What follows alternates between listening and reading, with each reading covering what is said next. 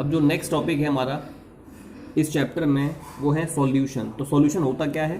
The homogeneous mixture of two or more than two non reacting substances is called as solution. अगर हम दो या दो से ज्यादा नॉन रिएक्टिंग सब्सटेंसेज लेते हैं, उनको आपस में मिक्स करते हैं, then it result into the formation of solution.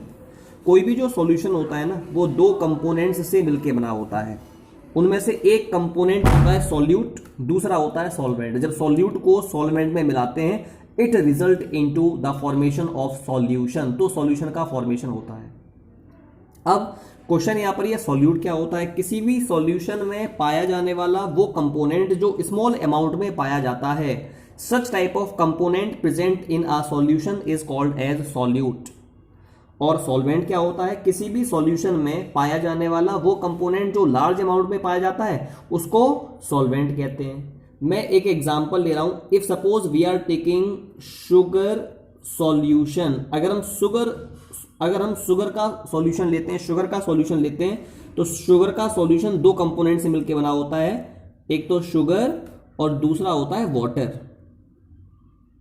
अब क्योंकि इस शुगर के सॉल्यूशन में शुगर आपका स्मॉल अमाउंट में प्रेजेंट है, तो ये जो शुगर है वो सॉल्यूट कहलाएगा। Because water is found in large amount, that's why it is called as solvent. तो इसको हम सॉल्वेंट कहते हैं। तो किसी भी सॉल्यूशन में सॉल्यूट तो स्मॉल अमाउंट में पाया जाता है, जबकि सॉल्वेंट जो है वो लार्ज अमाउंट में पाया जाता है। अब इसके बाद तो मैंने बताया सॉल्यूशन क्या होता है, इसके कौन कौन से कंपोनेंट्स होते हैं, इसके बारे में बात की। अब सॉल्यूशंस के टाइप्स की बात कर रहा हूं मैं। सॉल्यूशन को मेनली 3 कैटेगरीज में बांटा गया है on the basis of the solvent present. Solvent के बेसिस पर सॉल्यूशन 3 प्रकार के होते हैं। एक होता है सॉलिड सॉल्यूशन, दूसरा होता है लिक्विड सॉल्यूशन और तीसरा होता है गैसियस सॉल्यूशन। सॉलिड सॉल्यूशन का मतलब है कि अगर कोई सॉल्यूशन ऐसा है जिसमें सॉल्वेंट सॉलिड के फॉर्म में पाया जाए, then such type of solution is called as solid solution. Liquid solution क्या होता है? एक ऐसा सॉल्यूशन जिसमें सॉल्वेंट लिक्विड के फॉर्म में पाया जाए, such type of solution is called as liquid solution. और गैसियस सॉल्यूशन क्या होता है? एक ऐसा सॉल्यूशन जिसमें सॉल्वेंट गैस के फॉर्म में पाया जाए, ऐसे सॉल्यूशन को हम गैसियस सॉल्यूशन कहते हैं। तो सॉल्यूशन 3 प्रकार के हैं, solid solution, liquid solution as well as gaseous solution. The solution in which solvent is present in the form of solid is called as solid solution. वो solution जिसमें solvent liquid के form में होगा, liquid solution कहलाएगा। और वो solution जिसमें solvent gas के फॉर्म में होगा, उसको gaseous solution कहते हैं। सॉल्यूशंस बहुत प्रकार के हैं, या अब मैं एग्जांपल्स की बात कर रहा हूं, सॉल्यूशन के एग्जांपल्स की। पहला है शुगर सॉल्यूशन। शुगर सॉल्यूशन में बिकॉज वाटर इज सॉल्वेंट, इसी वजह से ये लिक्विड सॉल्यूशन कहलाएगा, जबकि इसमें जो शुगर है वो सॉल्यूट होगा। अगला होता है आयोडीन इन एल्कोहल। आयोडीन का एल्कोहल में जो सॉल्यूशन है, it is also the example of solution. इसमें एल्कोहल क्या है?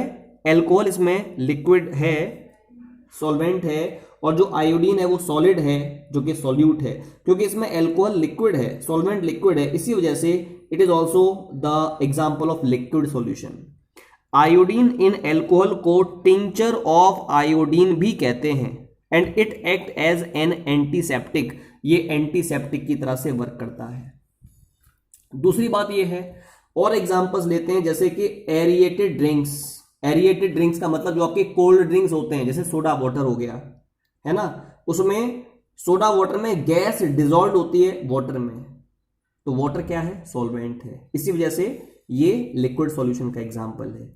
Next example is air. Air क्या होता है? The homogeneous mixture of a number of gases. इसमें बहुत सारी गैसेस का होमोजीनियस मिक्सचर होता है। जो इसमें मेन कंपोनेंट पाए जाते हैं वो ऑक्सीजन और नाइट्रोजन है। पता है, एयर में ऑक्सीजन गैस 21% होती है, नाइट्रोजन गैस 78% होती है, and this solution is called as gaseous solution.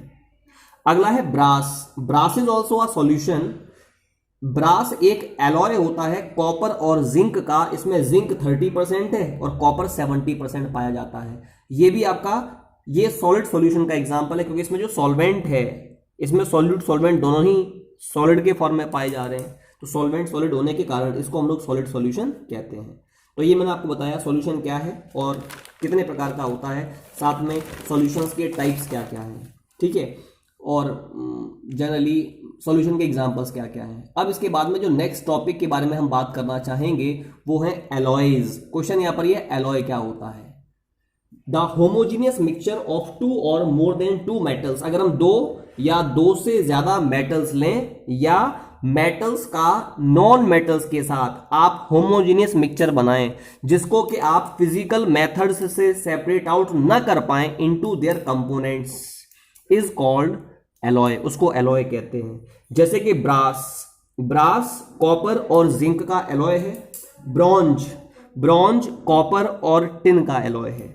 तो the homogeneous mixture of two or more than two metals or metal with non metal is called as alloy which cannot be separated by the physical method।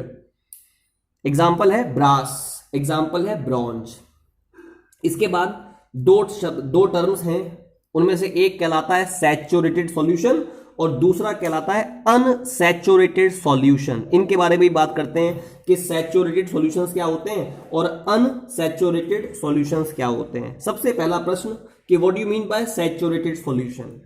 एक ऐसा solution जिसमें हम, जैसे एक बहुत simple example है, हमने वाटर लिया, व्हाट वी आर डूइंग, हमने एक बीकर लिया और इस बीकर में हमने वाटर ले लिया, सॉल्वेंट लिया है विच इज वाटर, इसमें वाटर लिया और इस वाटर में आप क्या कर रहे हैं, आप शुगर को ऐड करा रहे हैं।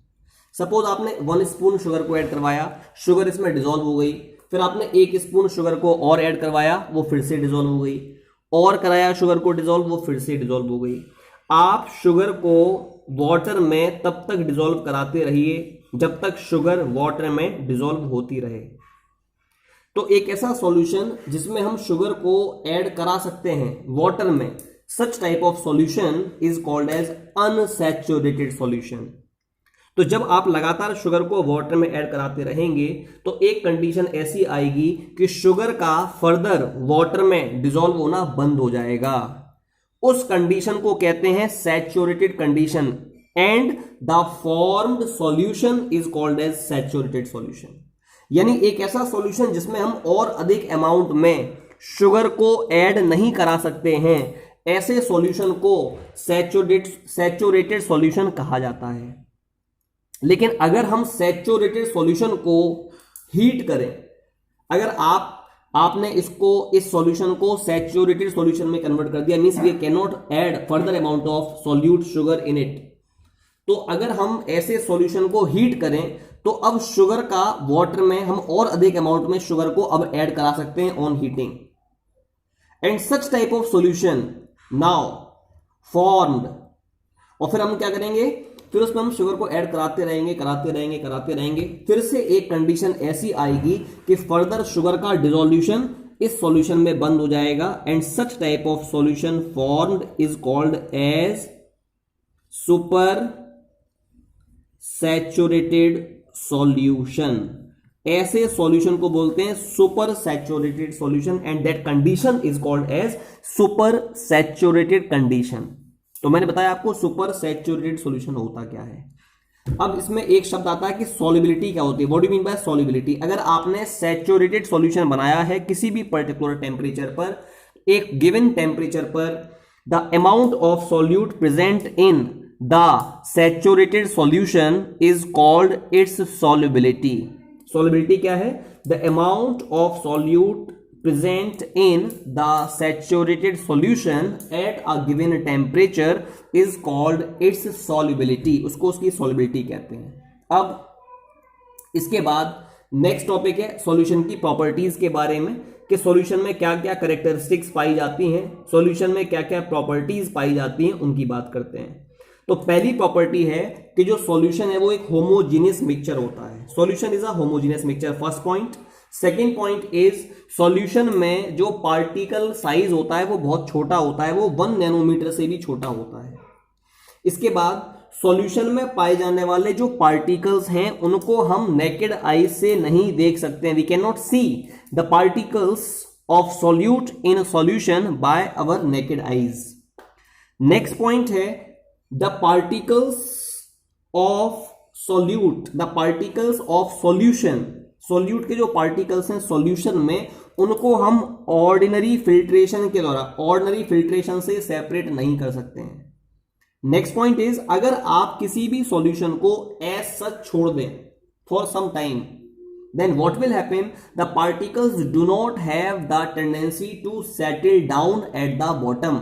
तो जो particles हैं वो बॉटम पर सेटल डाउन नहीं होते हैं, इसका मतलब जो सॉल्यूशन है वो कैसा होता है, स्टेबल होता है। लास्ट प्रॉपर्टी है इसकी, जब भी आप सॉल्यूशन से होकर बीम ऑफ लाइट को पास कराते हैं, लाइट के किसी बीम को पास करवाते हैं, तो आपका जो सॉल्यूशन है वो लाइट के बीम को स्कैटर नहीं करता है, स्कैटरिंग नहीं होती है लाइट की when we are passing the beam of light through a particular solution. So these all are the properties of solution.